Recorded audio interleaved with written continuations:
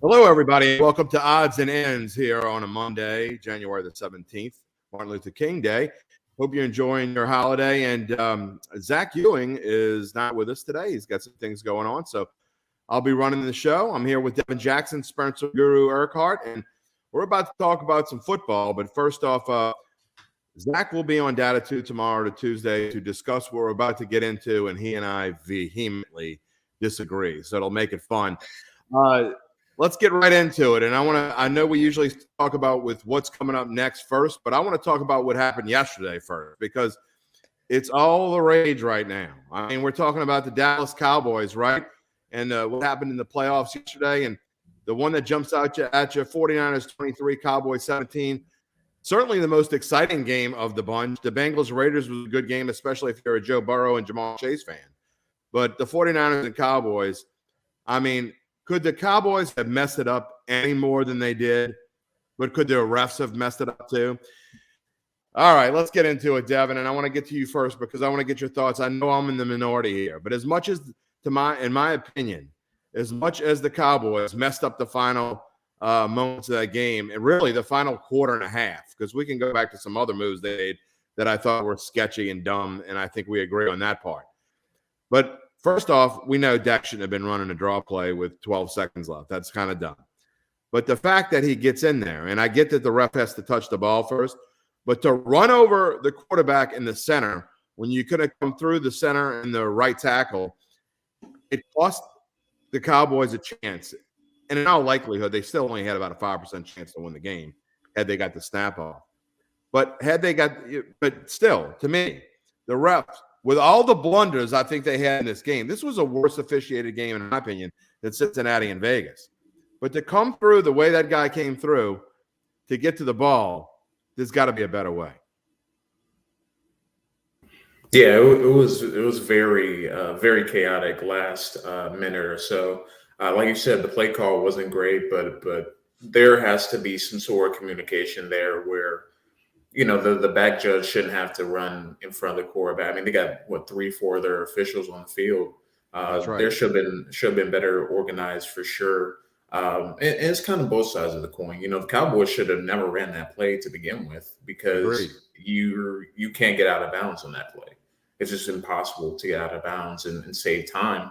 But you know, they didn't get help from the refs either. So it's kind of both sides. I see both sides of the coin, and I think, you know, it's definitely the most talked about thing that's happened this weekend. Although the officiating wasn't great in the Bengals Raiders game either. So I think officiating overall wasn't great for the playoffs, and we should come to expect that. It happens pretty much every year, but it was not a great ending for the Cowboys. But at the same time, they definitely had chances to win that game because 49ers did everything they could to give that one away in the fourth quarter.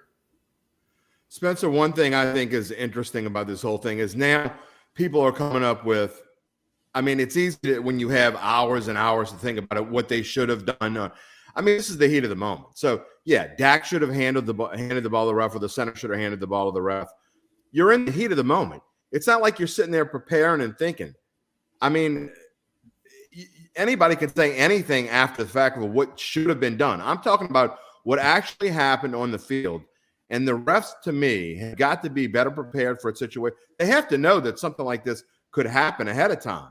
So, yeah, you should be thinking about this, and you can come up with 50 things that should have been done after the fact. But when you're talking about something that happens in a 12-second span, it's way harder to figure out what you're supposed to do right then and there.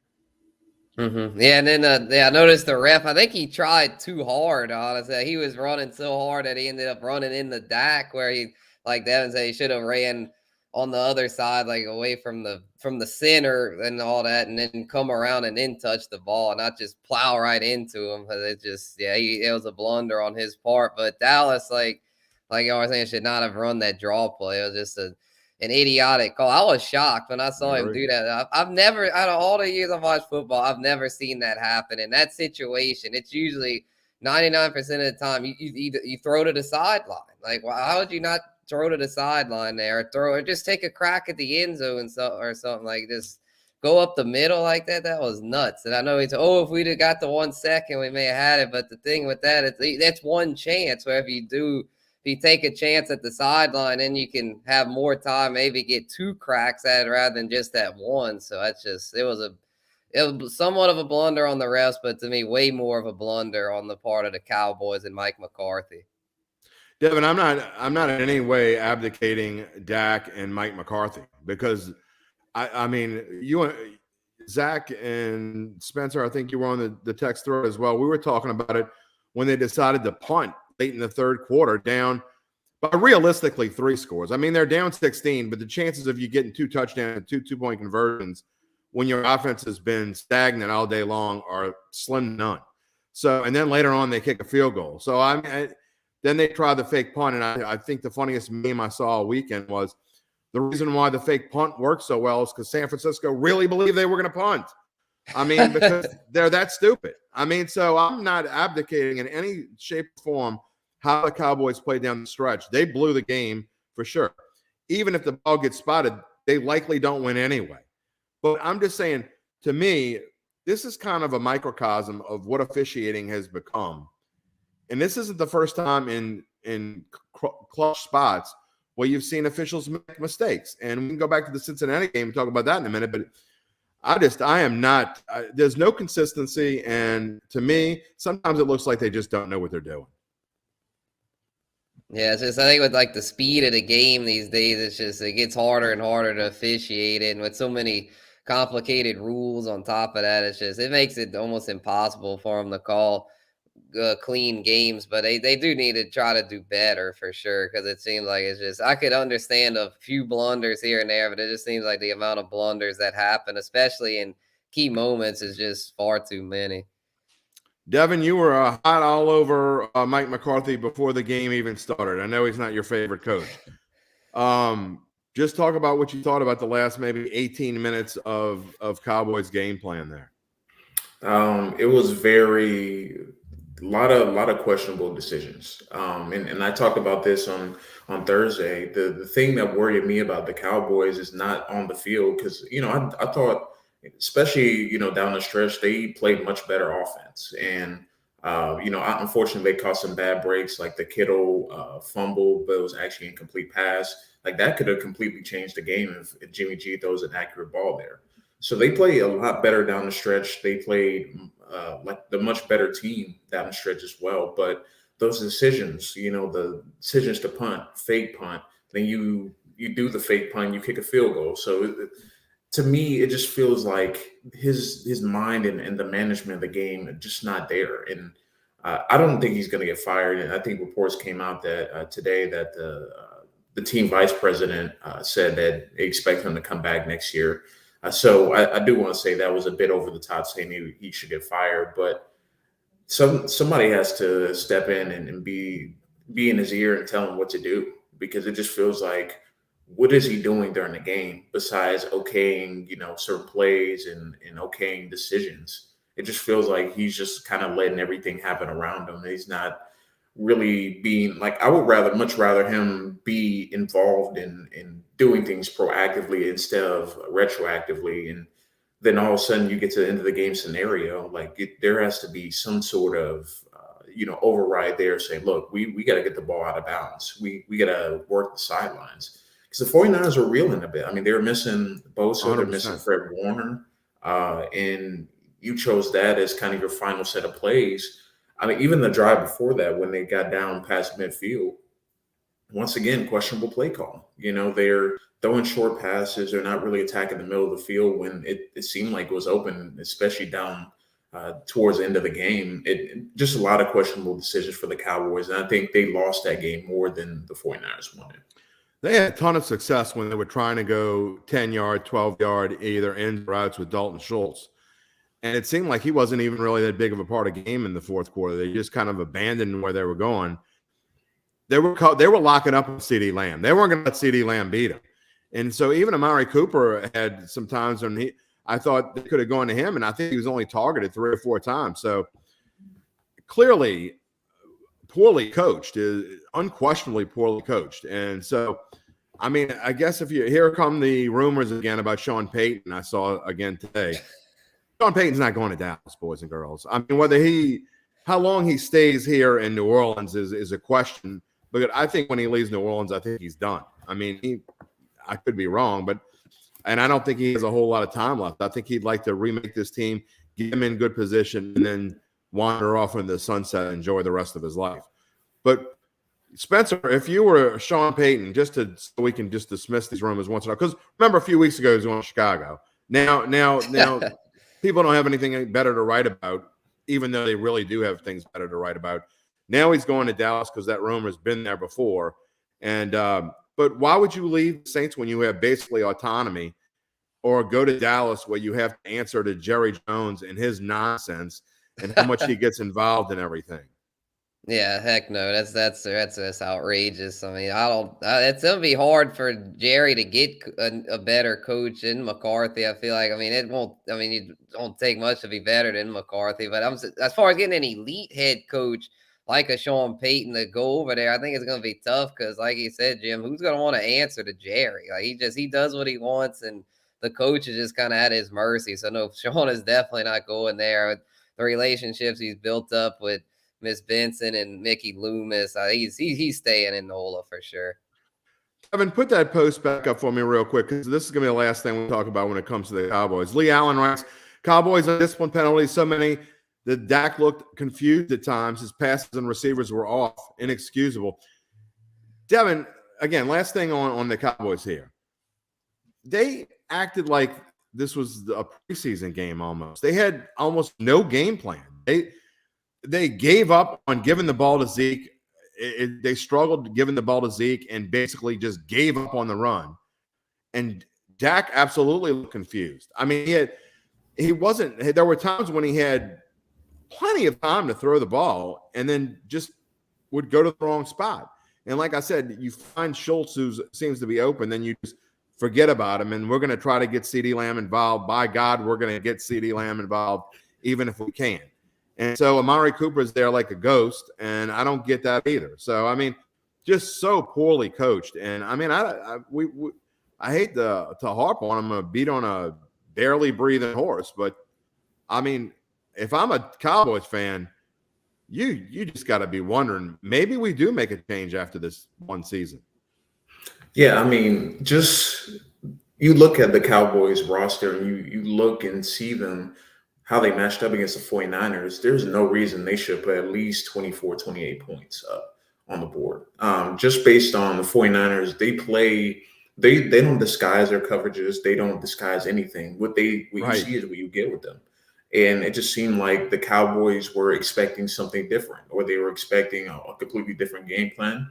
And then there really wasn't any adjustments made until late in the second half. So once again, that's why I was talking about coaching wise. I thought, Kyle Shanahan was a better coach, and he made his own mistakes that we could spend a whole episode. He's not a good coach either.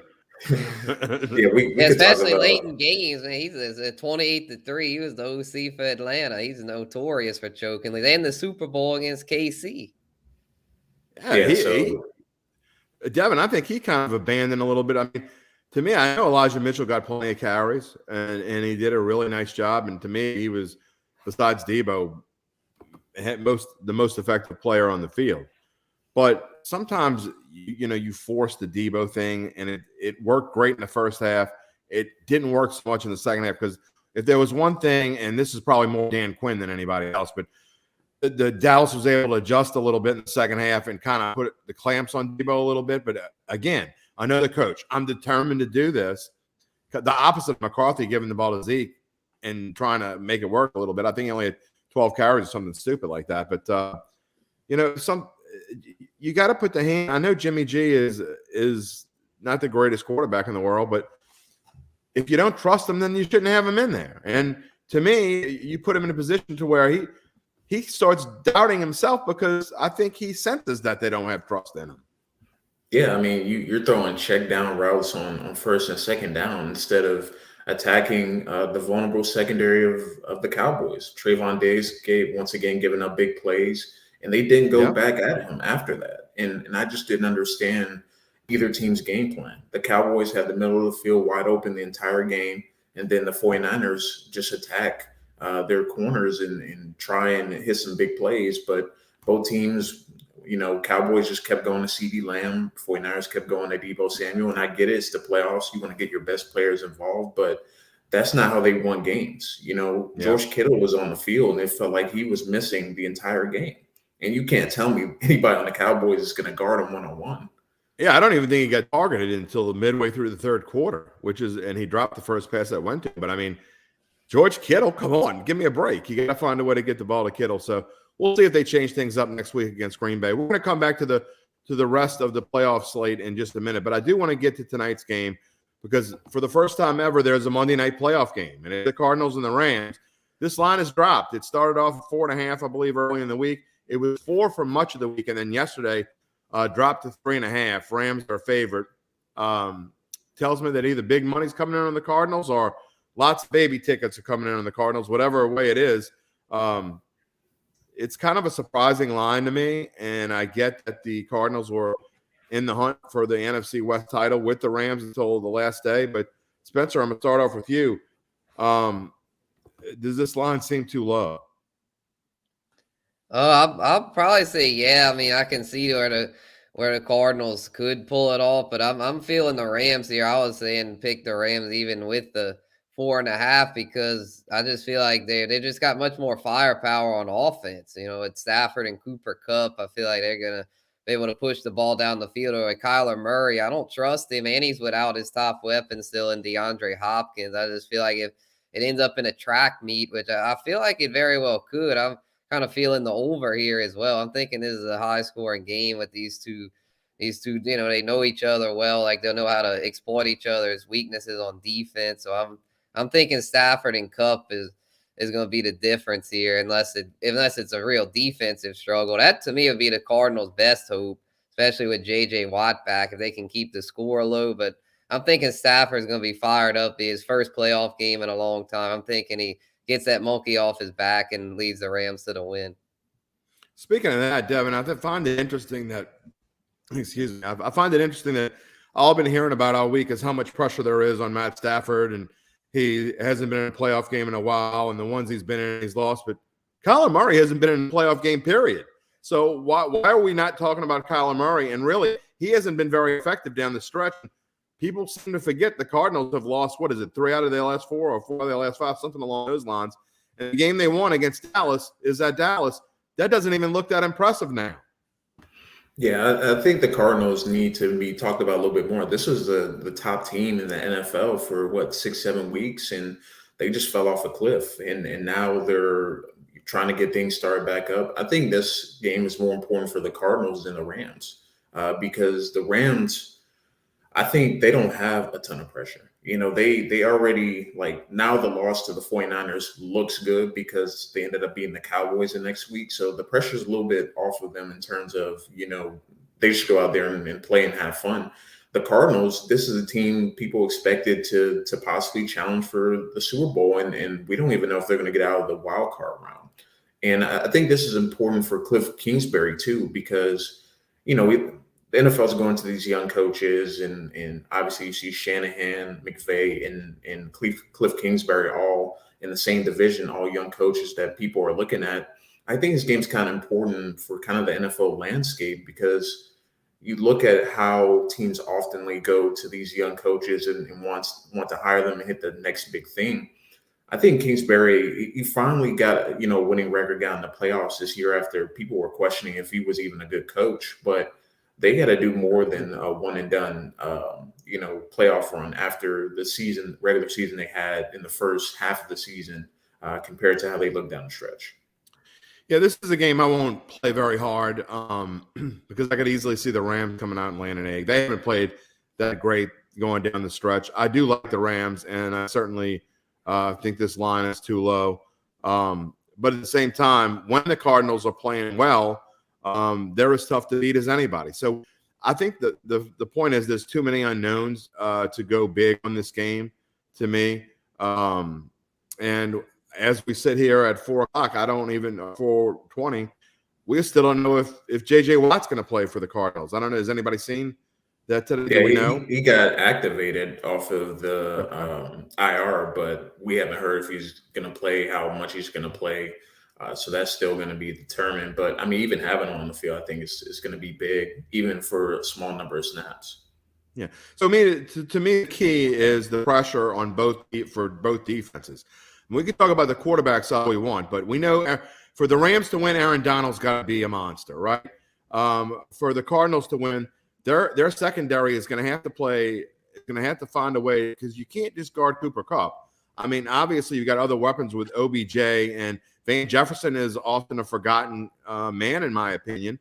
And Tyler Higbee has done enough damage to do some things as well. And then Tony Michel can come out of the backfield. We know that very well. And he's got a ton of carries the last 3 or 4 weeks. So he's starting to feel comfortable. So I like the Rams, but I'm not willing to go gung-ho on them tonight, because I'm kind of the opposite of Spencer. I don't think I like the over in this game. I think both defenses realize that they're going to have to step up to the plate for their teams to be successful. And when all is said and done, I think both teams, both quarterbacks are going to get hit quite a bit.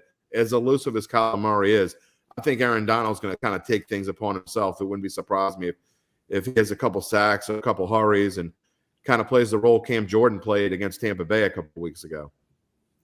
Devin, last thoughts on this before we move on? I will probably take the under as well. I think this game, it's going to come down to, kind of what's happening in the trenches. I think, as explosive as both these teams are passing the ball, I think both teams are going to key in on their big weapons, obviously, and it's going to come down to if they can kind of control the game, and if the Rams can get something out of their backfield. Same thing with the Cardinals and Kyler Murray's running ability, because if Kyler Murray is able to escape the pocket and run and get that going, I think it's going to be a long day for the Rams defense. I agree with you. Let's go back to the slide from yesterday, because we obviously went at length with the Cowboys, but I do want to touch upon a couple other games for sure. And obviously, people around New Orleans, all of a sudden, we got a bunch of Houdays instead of Houdats. We got the Bengals beating the Raiders 26-19. They were a 6-point favorite, so they just cover there. The other games, I don't think anyone would consider any of these games a surprise. I think if there's anything that might be a surprise, the fact, not so much that the Bills covered, but the fact that they walloped the Patriots. I mean, just flat out blew them away. Josh Allen looked like he had something to prove. Get to that game in a minute. But Spencer, Joe Burrow and Jamar Chase, the Bengals did what they had to do. And boy, I tell you what, watching Derek Carr come down, he looked like a different quarterback that last quarter. And I really thought the Raiders were going to end up at least sending it into overtime. But the defense came up for the Bengals, came up big when they had to. Right. Yeah, I was surprised at how well the Raiders kept fighting there at the end. I was thinking, oh, this is it for them. They're just going to fold up, but they kept going. They almost pulled it off there. But I was, really happy for Burrow and the Bengals. And I was thinking, I was like, this is a team I like, because with their defense too, it's not just Burrow. I mean, and they can run the ball with Joe Mixon, and they're a good kicker, good on special teams. They're good all around unit. Like, they're not just all Joe Burrow. So I feel like they could potentially, I mean, I'm sure we'll get to this in a little bit the next round. I'm kind of liking them against Tennessee. Well, I haven't officially picked that, but I'm thinking the Bengals might keep going. Devin, one thing that the Raiders were good at this week, they weren't good at the first time, was kind of putting the clamps on Joe Mixon a little bit. I think they realized where the deficiency was, but it's kind of pick your poison, right? If you take some of the focus off of Joe Burrow, he's going to find his spots. And he made it clear early on that I'm going to Jamar Chase until you stop that thing.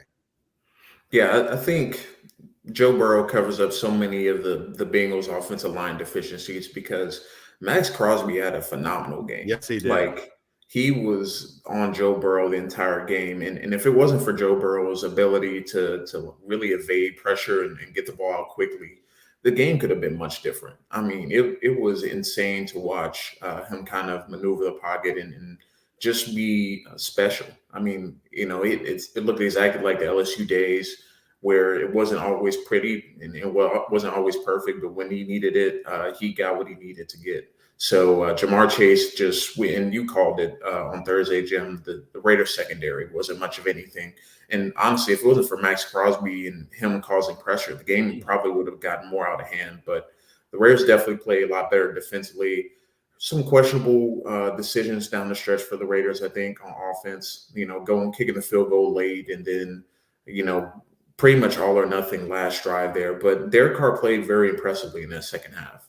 So I got to give them credit for all the things they went through this year and still had a chance to win the wild card game. They probably shouldn't even been in the playoffs with everything going on. But if anything, I think it proved that they need to stick with Derek Carr and find the right head coach to coach that team.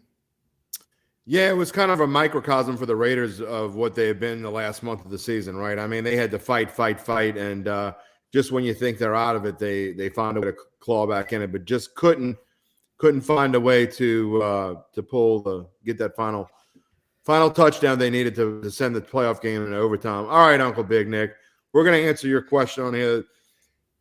We've had some ridiculous questions here at Odds and Ends, and this one is pretty far up there. Is it too early to compare the combo of Burrow and Chase to, my opinion, the greatest quarterback that ever lived? And there is no opinion. Jerry Rice is most certainly the greatest wide receiver that ever lived. He sees a lot of similarities. Do you want to compare? And if he's not the greatest quarterback that ever lived, he's certainly in the top 3 or 4. Who wants to compare Joe Montana to Jerry Rice? The floor is all yours. Joe Montana, Jerry Rice, to Burrow and Chase. I'll take a crack at it. They're not there yet, simply put. It's only the first year that they've been together, and I know they have the college connection, but they gotta get a few Lombardis, a few MVPs. Although Jamar Chase should probably win Rookie of the Year, we'll see what happens. They might still give it to Mac Jones, but they still got a long way to go, and they still got to build up that offensive line because Joe Burrow, as tough as he is, he's not going to be able to take 50-plus sacks every year. It's 50-plus hits, not sacks, but he's not going to be able to take that much punishment and still stay healthy. So that's the only thing I worry about for this connection. But they have a chance to be really special, and I think they're definitely building a foundation for Cincy, but they're certainly going to have to continue to develop that offense. Spence, they got a ways to go before they even get to Breeze to Colston. Yeah, exactly. I mean, that's just silly at this point. I mean, you can look at Mahomes to Hill, Mahomes, Kelsey, Allen to Diggs, Rodgers to Adams. You got all kind of great combinations going on right now. Cousins to Jefferson. Yeah, I mean, while Burrow and Chase, you could probably say has the most upside out of any of them. To say that they're gonna be at that Montana Rice level at this point is just silly. Because with the Bengals, I don't trust the Bengals franchise. Like that's what I mean. They're not. I don't think they're gonna have a 20-year run like the 49ers did. I don't see it. I will say this though, and I know I'll probably get blasted for saying this by some people, and call it a homer pick if you want. If I could take any quarterback to lead the New Orleans Saints, who would fit the New Orleans Saints better than any quarterback out there? I think it's Joe Burrow. I mean, he looks like a taller Breeze to me, not just because he wears number 9, but his accuracy, his decision-making at such a young age, Devin, I mean, Joe Burrow to me is – and look, Josh Allen's a great quarterback. Tom Brady's 44. He's about to go off in the sunset.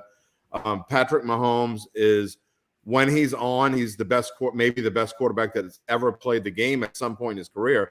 He just hasn't done it enough consistently, in my opinion. But to me, steady and stable will win you a lot of games, and I think Joe Burrow is on the right path to be a really, really good quarterback. Yeah, I mean, I don't disagree with that. And honestly, if you look back, Saints fans wanted to trade everything for that number 1 pick a couple years ago to get Joe Burrow. So he would already be beloved in the city. And imagine him being kind of Drew Brees' predecessor or successor, and pretty much the Saints will be said he already has a better offensive line here in New Orleans than Cincinnati probably will ever be able to build. And they would certainly go out and get weapons for him. But don't want to get down too much in a rabbit hole because that's obviously not going to happen. But if you do remember, the Saints almost got Patrick Mahomes. If it wasn't for KC trading up, they would have got Patrick Mahomes, and we could be seeing a totally different tune in New Orleans. So it got close to a couple, those once-in-a-lifetime type of quarterbacks for the Saints. But, we just got to stick with what we got for right now, I guess. Mm-hmm. And if Drew Brees retires a year earlier, Tom Brady is in New Orleans. That's almost no question that happens. I mean, it's basically been said by multiple people, and I think they kind of coyly talk about it themselves. Even Brady kind of mentions it here. There would have been interesting. But neither here nor there. It didn't happen, and it is what it is. And Breeze had earned the right to retire when he wanted to. As you see on the screen, coming soon. And we keep saying this, but it really is coming soon. We're told it's going to happen either early next week or early the week after. So that's what we're getting close to having that Caesars Sportsbook app ready to play here in Louisiana. And when you sign up, $300 bonus. And also up to $3,000 match on your first deposit. That's right. So if you sign up, basically, if you put in $2,700, you get $300 for your sign up. You get $2,700 for your first deposit. No strings attached, except that you have to make at least one bet from what I understand. You can read all the fine print. I don't have my reading glasses on, so I can't help you there. But go to NOLA.com/Caesars, and you can check it out and be a part of it. And you want to get in there before all the action begins, especially as the playoffs start winding down and we get closer to the conference championship games in the Super Bowl. Jim Derry here along with Devin Jackson and Spencer the Guru Urquhart, in for Zach Ewing, who is taking the day off. He's got some things going on. Again, he will be on Datitude tomorrow, and he can tell me how much he disagrees with me about all the stuff that happened in the Dallas game, his 69.8% analytics choice and why this is wrong. And that was 73.4%. And this one was 49.6%, but you got to do it anyway. Devin, what do you think about all this analytics stuff? I think I think it's a good consideration to have. And honestly, I think the game is going more and more towards it and looking at the game deeper, obviously between the lines. But at the end of the day, you gotta think situationally. It doesn't always work in certain moments. The playoffs, the risk is even higher. If you miss a fourth down conversion, you're giving other team, sometimes 3 points, and that 3 points goes a long way in the playoffs. So I think analytics can be useful, and I think, teams have kind of understood and see that, but it shouldn't be the end all be all, and it should be used as more of a tool to kind of look at things deeper, especially like during the week. But in game situations, you got to think, you got to read what's going on in the game. And I think the numbers don't always account for that, in terms of what's going on in the current moment and what's happening. So I think it's important for teams not to just rely on that, on those situations. And I mean, the Chargers depended heavily on it, and we know that pretty much cost them a playoff spot. So you got to be careful with how much you use it and how much you depend on it. But I think it's a useful tool that teams should certainly have in the back of their mind and back pocket, but definitely shouldn't be used as primary decision makers. To me, Spencer, it's common sense, right? I mean, you got the little, I don't know why it's any different than the card that tells you when to go for two and when not to go for two.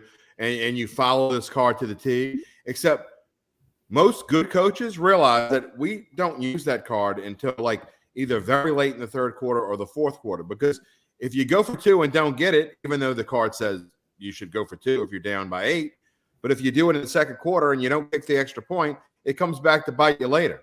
So to me, throw that damn card in the trash can. And I know I'm OG here, okay? I get that. I'm the old guy in the room, and I'm more of a traditionalist. But to me, it's just common sense. If you've got 4th and 3 on your own 30 and the score is a 3-point game, then you punt the ball away, even if the card says you're going to get it 62% of the time.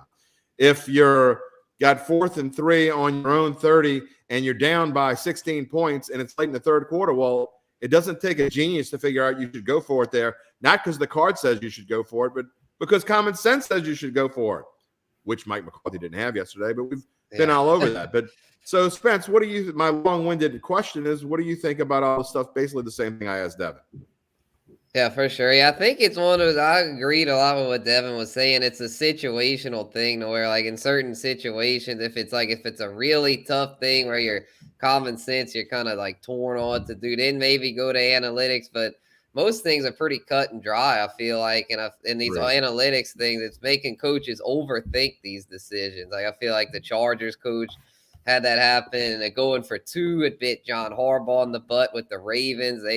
they would have gone to overtime in those games, they might have made the playoffs, and then they ended up on that big losing streak. So I just feel like it's that thing where they paralysis with over analysis. It's just not a winning recipe. I don't feel like. I think it's a thing. It can work at times, but it's not something that you can go to that well every time. Eventually, that well's going to run dry, and that ended up happening and a lot of times this year because the old analytics stuff just got overused.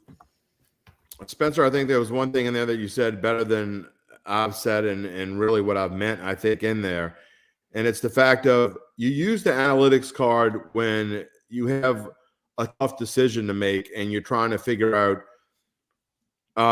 not necessarily, when you have a 50-50 call, maybe you're in that part of the game where I'm not 100% sure we should go for it here. I'm not 100% sure we should punt it. Maybe then you rely more on an analytics card.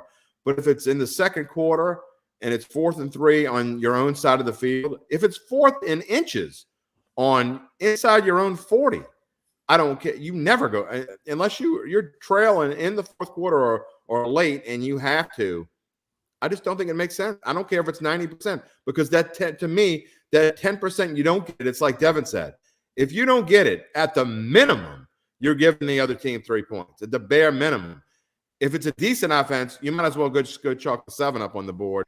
And what you tried to accomplish, not only did it is a turnover. So, but anyway, we'll talk about that more, and I can't wait to get into it with Zach tomorrow on Data 2. Devin, let's get to this weekend's games and upcoming and what we know. Obviously, we still have one game tonight, but looking ahead to the divisional round, Bengals and Titans. Titans a 3.5-point favorite. The number 1 seed is only a 3.5-point favorite in the divisional round at home. That is strange to me.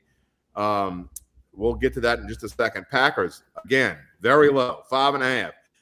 Hosting the 49ers, a team that is going to have to go back home and practice. They're going to come all the way back to Lambeau and play in what is forecast at the moment. And again, forecasts can change in 6 days.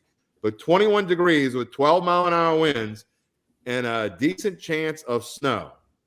Okie dokie.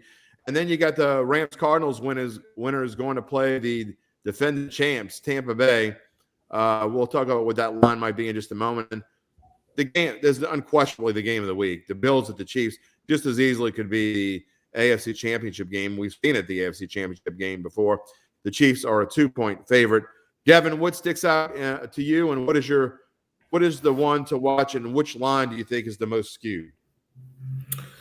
Definitely the Titans-Bengals line, I would say, is a bit skewed. And I know the Bengals have played really, really well. But I think when we talked about this during the season, the Sharps do not like the Tennessee Titans. They do not. And maybe it's for good reason. Maybe we'll find out next Saturday, or this upcoming Saturday, I should say. But I think the Titans are a little bit undervalued in terms of what they bring to the table. Because when you look at what's a recipe for success in the playoffs, is running the football and being able to control the clock. That's how you keep the Bengals at bay and on the sideline. And obviously, we're going to continue to watch if Derrick Henry is going to come back or not. But even without Derrick Henry, they finished up the season quietly. A really nice 3-4 game stretch there to finish the season. Obviously, some of the wins weren't great or pretty, but they got the job done, and that's all you can ask for. So I think that line is a bit skewed. I thought it should have been like 4.5, 5, more towards that range, but we'll see if it moves up or down as we get closer to game time. And then the Chiefs as 2-point favorites. I don't know, man. Bills played lights out against the Patriots, and I know the Chiefs handled their business with the Steelers, but I mean the Steelers just were walking corpses on offense pretty much. But the Bills, man, I think that line's going to get close to almost even by the time the game time kicks off, because it's about as even as it can get. Spence, you like to talk about players as the fantasy guru, and I think if you like the Titans, I think you need to bet them right now. I think that line's going to go up because I, in my heart, feel like Derrick Henry is going to play this weekend. Whether he gets more than 12 or 15 carries, we don't know. But regardless of that, Dante Foreman has been outstanding. It's kind of been mini Derrick Henry almost to some extent. Obviously, he doesn't run with quite the power, and he's not quite as explosive, but he's basically done everything Mike Vrabel has wanted him to do, and it's filled in very nicely.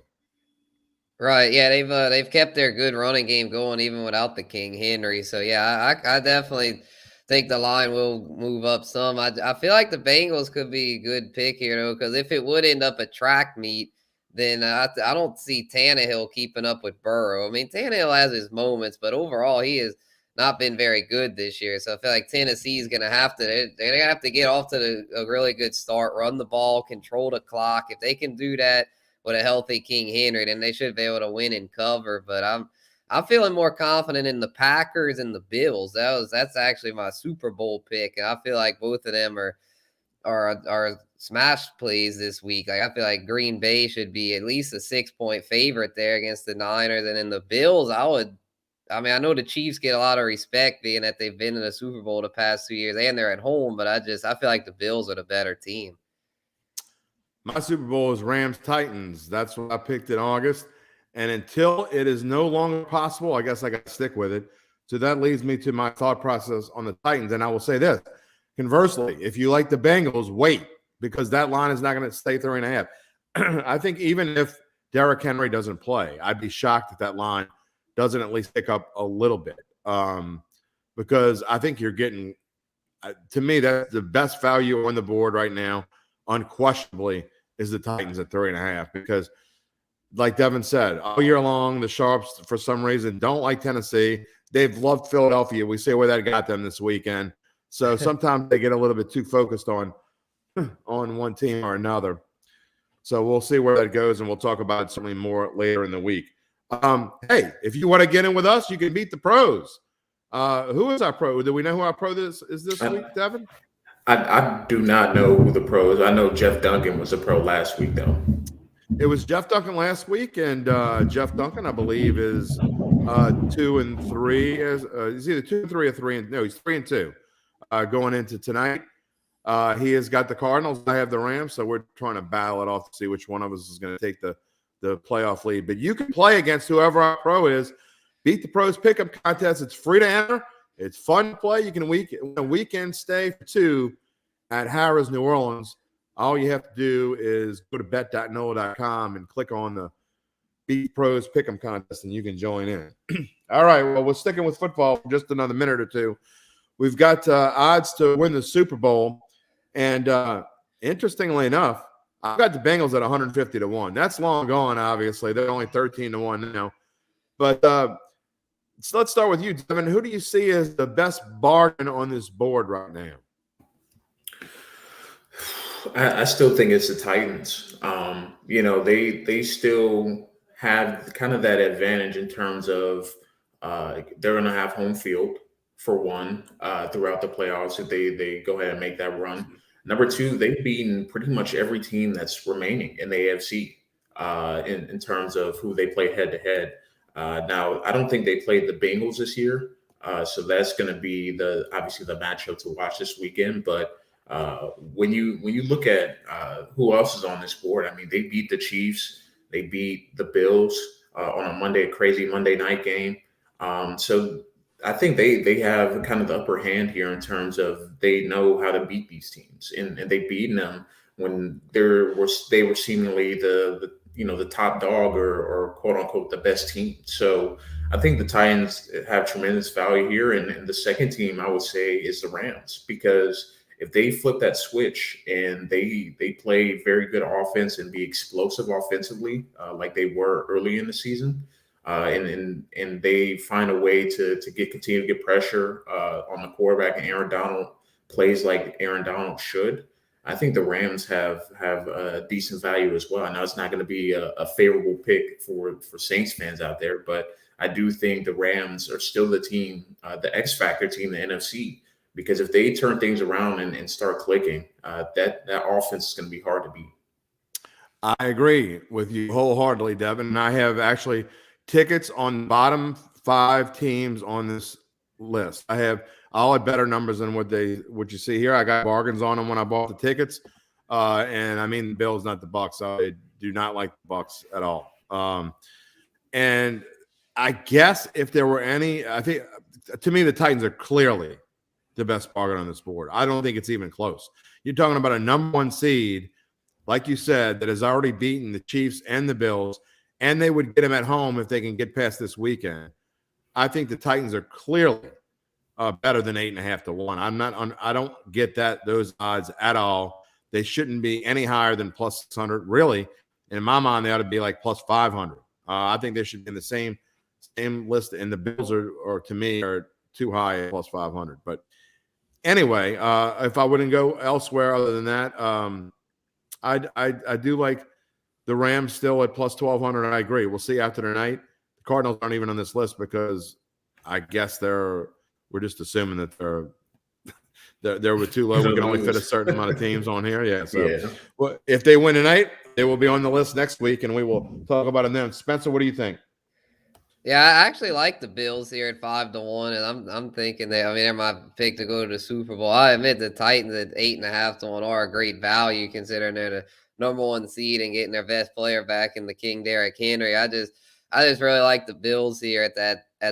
I still think that's a good price for them considering just how strong they're playing right now. They're peaking at the right time, and I just feel like Tennessee's a little vulnerable. I'm not really feeling them to win the Super Bowl, which is it's what this is here. And then for a long shot, I'm thinking the 49ers would be my long shot because if they would, I don't think they'll get past Green Bay, but if they would, then I think they will go to the Super Bowl. And then if they go, I mean, they could obviously win. You never know what can happen if you're there. So yeah, they'd probably be my long shot ticket.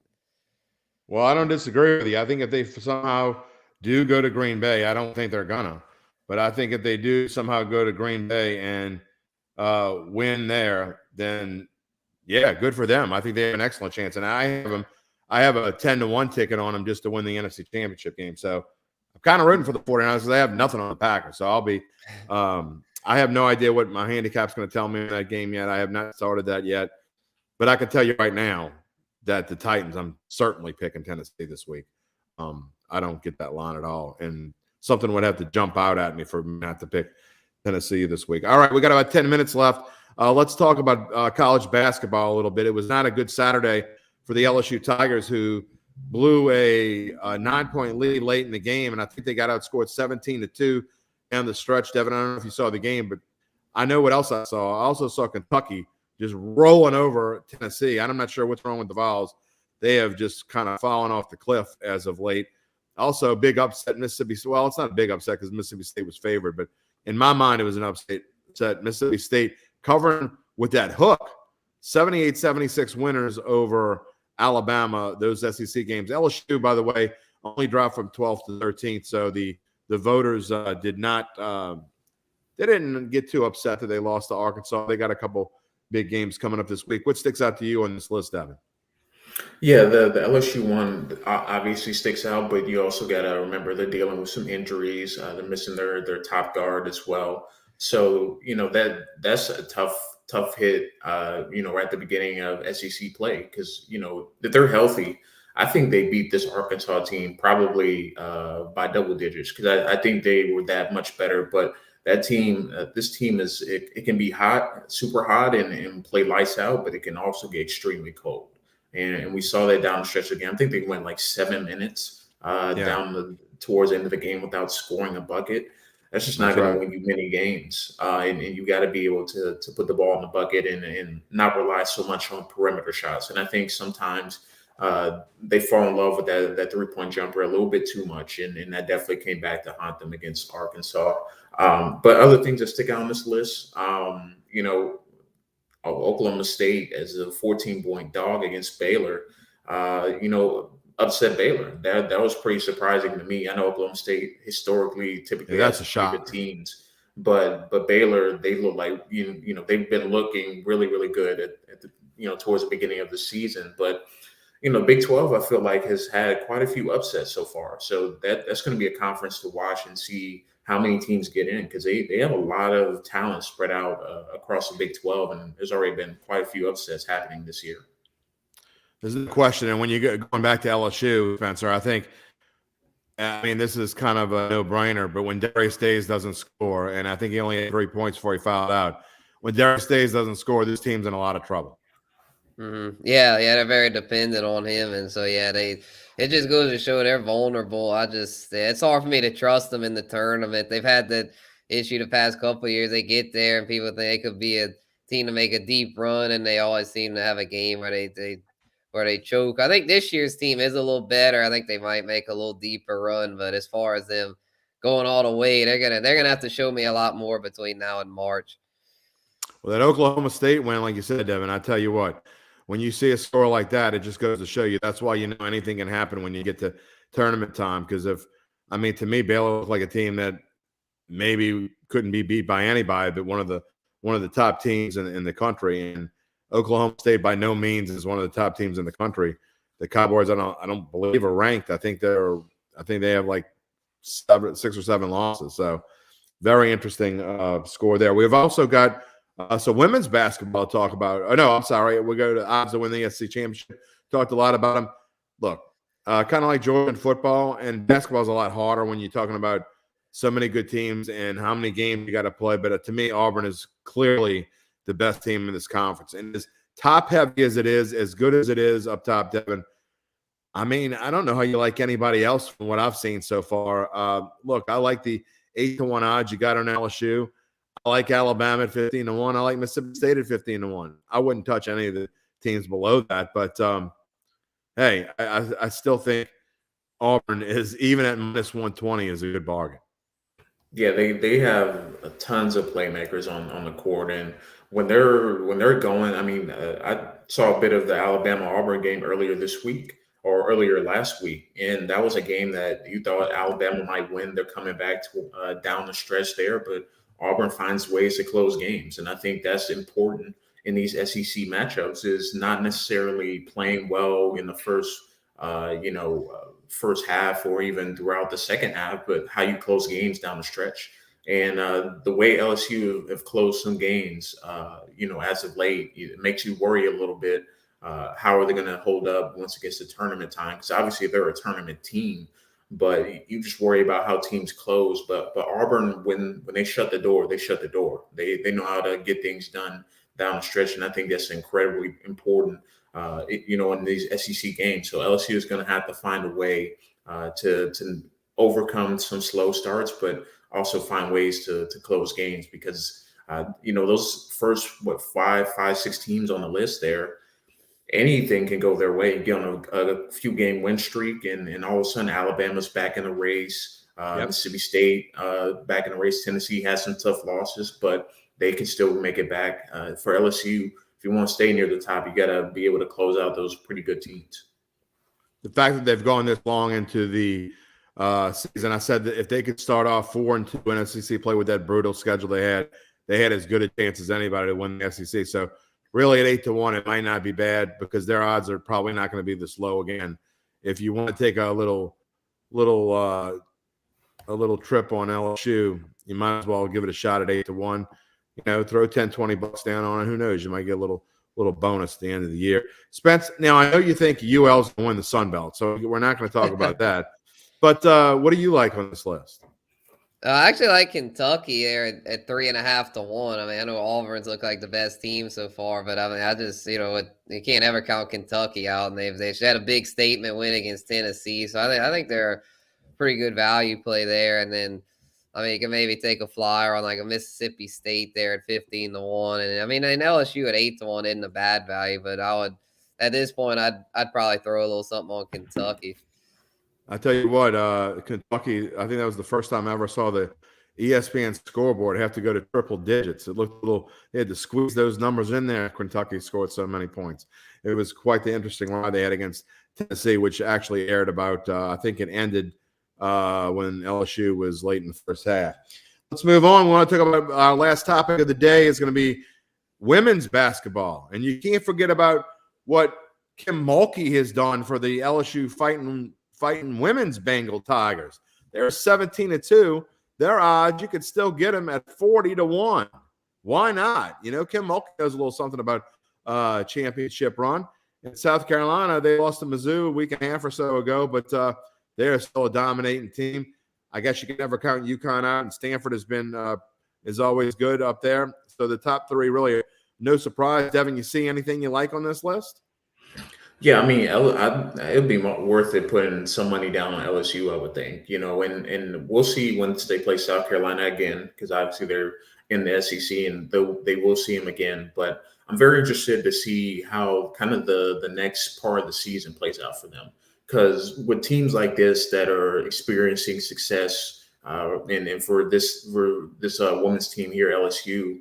Haven't had quite this success in quite some time. You worry about that middle stretch of the season where you're starting to play those, kind of comparable teams to your talent level. It's going to be about execution. We know how Kim Mulkey is and how detailed she is with her game plans and diligence as a coach as well. So she's not going to let them kind of slack at all. But I think it's going to be interesting to watch in the middle of the season. But UConn is never a bad value. Gina Auriemma is obviously a fantastic coach, one of the better coaches, in college basketball history. So I wouldn't count them out. But I think the two here that stand out to me is certainly UConn and LSU. LSU because they certainly have the coaching to, compete with some of these top dogs, and that's part of the battle. You got to have comparable coaching that knows how to play on the biggest of stages. So I would say UConn and LSU, the ones that stand out to me. I like that, and I'll tell you just from looking at this list too. If I were going to place a wager, I wouldn't mind putting a little bit down on NC State as well, because they have been through this journey before, and they're battle tested. They know how to beat some big name teams. So I would watch that for NC State going down the stretch here. Well, we've come to that time of the show where we're just going to wrap it up. I do want to get some final thoughts from you guys. We spent a lot of time talking about football here today, and I think that's where we're going to kind of wrap it up. Spencer, what's on your mind as we get into final thoughts? All righty. Yeah, I guess it's for tonight's game. I'm just excited to see if Matthew Stafford can finally get it done in the playoffs, get his first playoff win. It'd be Kyler's first playoff win there, Kyler Murray. I just feel better about Stafford, though. I feel like he's been getting a lot of hate. He has thrown a lot of picks, but it just seems like a lot of people are saying, "Oh, he's done. The Rams are done." I feel like this team has unfinished business, though. I don't think they're gonna choke like some are thinking. McVay's a really good coach, and Kingsbury's done a great job with Arizona, but I just think they've got a little ways to go before they get to that next level. So I'm feeling the Rams tonight. Definitely, it could be tonight. It could be what you saw over the weekend. What sticks out in your mind right now? I think this game is important tonight because I think the Bucs want to play the Cardinals versus the Rams. And I think the Rams are the worst matchup for the Bucs because of the Bucs complete secondary. And they're going to attack that secondary and how weak they are. So I think the Bucs are pulling for the Cardinals tonight. 100% they're pulling.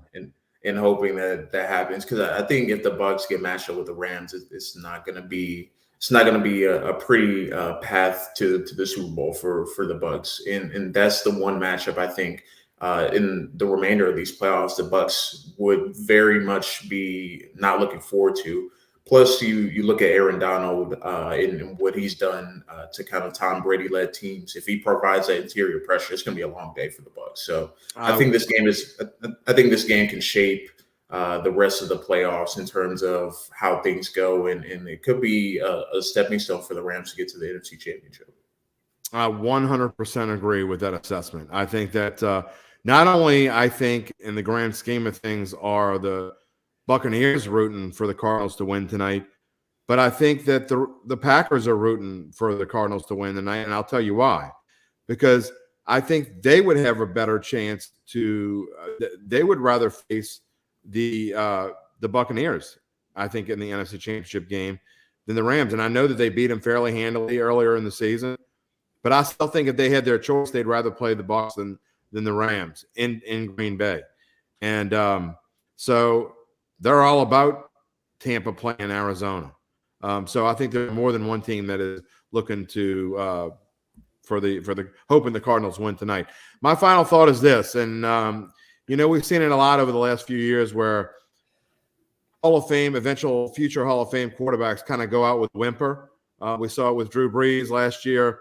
We saw it with Big Ben last night, and I don't think anyone expected anything differently than what happened. And I don't want to say it's a shame because I think in him, when he looks back on his career, he'll just be happy that he was able to end it in the playoffs when it looked 3 weeks ago like there was no prayer that he was going to end up getting that lanyard game. So I'm sure he's feeling a lot of emotions going off the field, but I've always been kind of a Big Ben fan. I know there's been talk about things that happened to him earlier in his career off the field.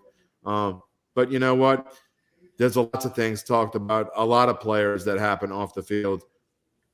You still can't deny the heart and soul that he provided for Mike Tomlin and the Steelers for all those years, and obviously gave the city of Pittsburgh 2 Super Bowl victories. So to see him go out like that, it wasn't a surprise, but would have liked to seen a little bit more fight out of the Steelers, I guess. But we got the matchup we wanted in Bills Chiefs. And to me, this is the most if I could put all the matchups together and pick one that I wanted to see, I don't care about the Super Bowl or whatever. I mean, I'm going to watch Super Bowl, but Bills Chiefs the one I want to see, and we're going to see it next Saturday night. I'll be looking forward to that. Guys, thank you so much. And I'd like to say we missed Zach, but I don't know. What do you think? You're going to deal with him tomorrow. So all right, we'll talk tomorrow on Datitude. We'll talk to these guys again on Thursday. Thanks for watching Odds and Ends. We'll see you at the book. Cashing in with Carville coming up on Thursday. See you later, everybody.